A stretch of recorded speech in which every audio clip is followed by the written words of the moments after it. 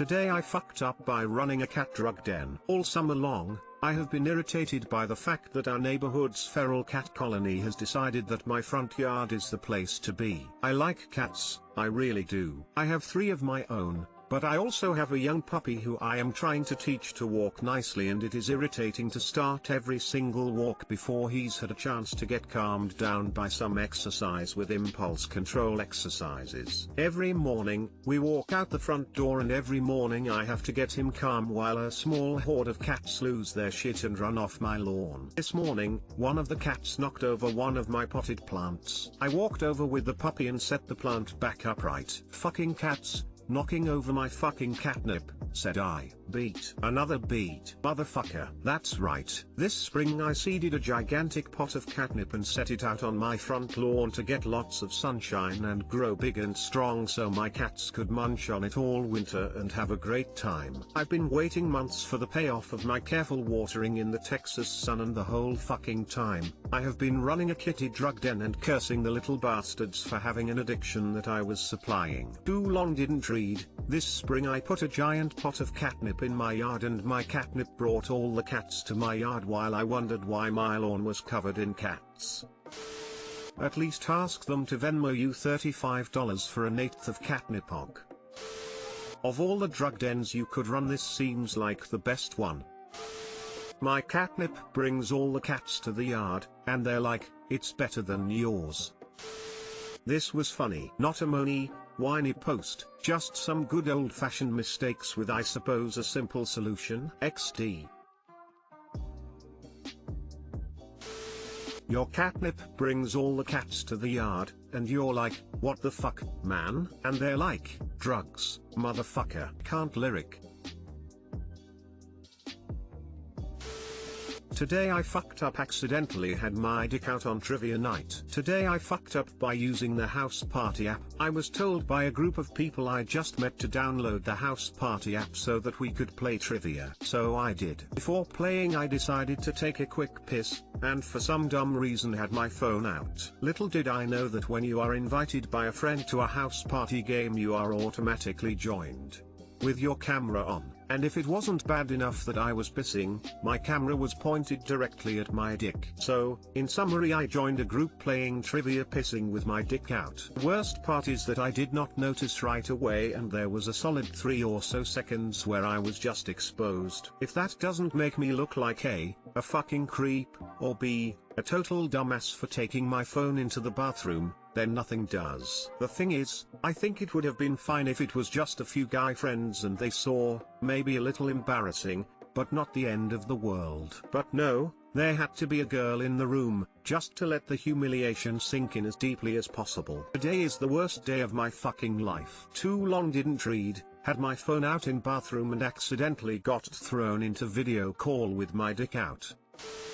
You should always assert dominance with a solid 3 seconds close-up of your genitals before any online trivia quiz. I bet they were on the back foot for the rest of the evening.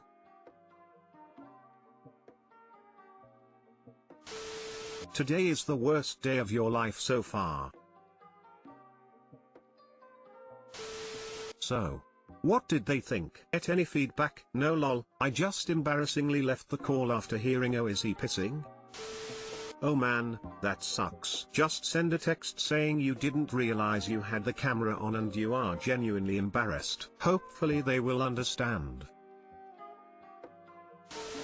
Shit happens, man. Just explain it to M. Apologize and move on. Hugging face. No, I think he was just peeing.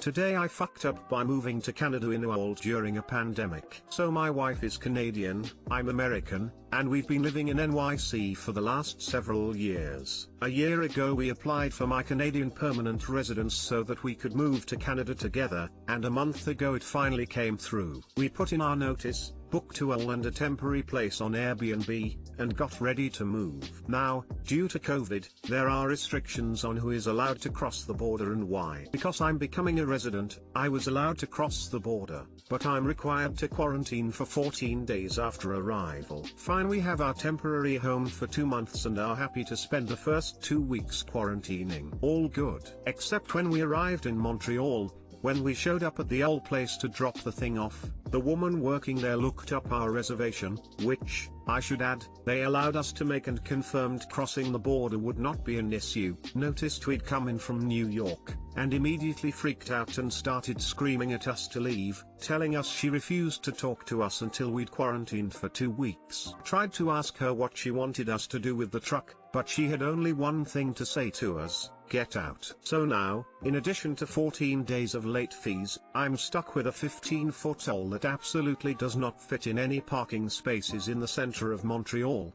and where even if I do find a spot, I'm not allowed to leave it for more than 48 hours without moving it. Too long didn't read. I rented a UHaul that I can't return until after my 14-day quarantine and have to pay 14 days of late fees and parking tickets. Hooray.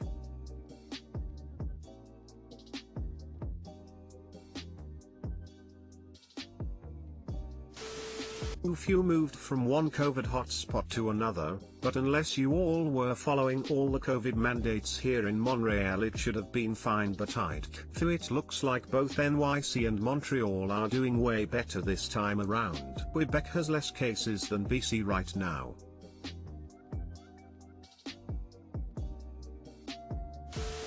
I question whether they can charge you late fees after refusing to take the truck back. This seems like a scam to me. Nonsense regards to having to keep the UHaul. Just park it outside their location and drop the keys in a drop box, or if you have the app, return via that and leave keys inside. There is absolutely no requirement to keep it and then pay additional day fees and late fees. Worst case, park it somewhere remote and sketchy, then report the keys stolen from your pocket. Problem is, some of our stuff was supposed to go in a storage unit, and we need to get the keys to the storage unit and unload it before we can drop it off.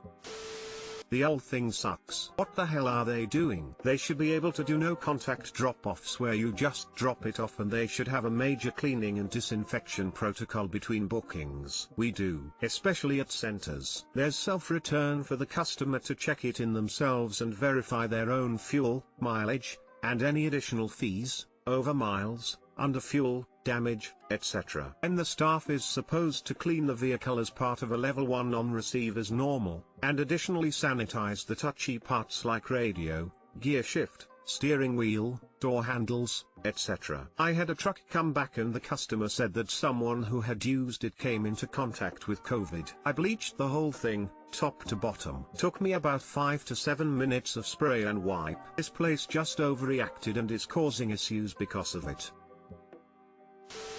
Take the truck back to the rental place, drop the keys, and leave. Video the key drop. Customer can do a self-return from the lot. Check it in, record gas and miles, take required photos, done and done. Then if there's any sort of overage due to miles or time, they can file a dispute for reimbursement due to center behavior.